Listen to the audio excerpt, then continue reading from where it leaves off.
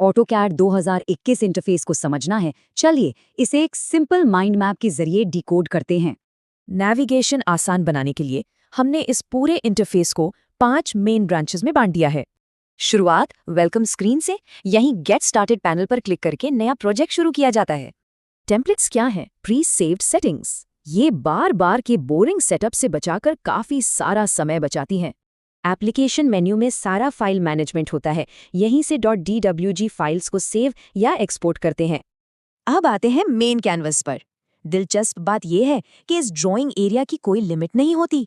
Drawing में perfection चाहिए, background की ग्रिड लाइंस को एक्यूरेसी के लिए यहीं से ऑन या ऑफ कर सकते हैं। ये रहा UCS आइकॉन, जो 2D के लिए X और Y और 3D के लिए Z एक्सिस दिखाता है। अलग अलग एंगल्स या रेफरेंस एक साथ देखने हैं, बस व्यू पोर्ट्स को अपनी जरूरत के हिसाब से स्प्लिट कर लीजिए। टॉप पर है क्विक एक्सेस टूलबार। सेव या प्रिंट जैसे जरूरी फंक्शंस को यहाँ कस्टमाइज करना एकदम आसान है।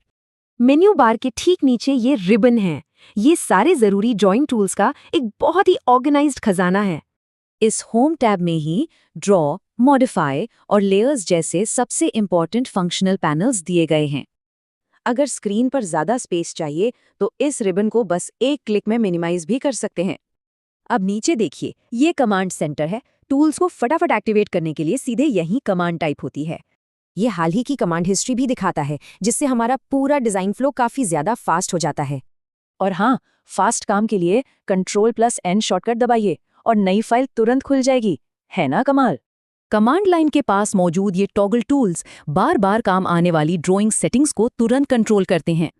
अब सबसे जरूरी बात पर आते हैं। चलिए समझते हैं कि मॉडल स्पेस और लेआउट टैब्स में क्या फर्क है। मॉडल टैब वो मेन एरिया है जो सिर्फ 2D और 3D डिजाइन क्रिएट करने के काम आता है, जबकि लेआउट टैब का काम है फाइनल प्रिंटिंग से पहले विजुअल सेटिंग्स को बिल्कुल परफेक्ट तरीके से तैयार करना। सोचिए, इस इंटरफेस मैप को मास्टर कर लेने से हमारे अगले डिजाइन प्रोजेक्ट की स्पीड कितनी गुना बढ़ जाएगी।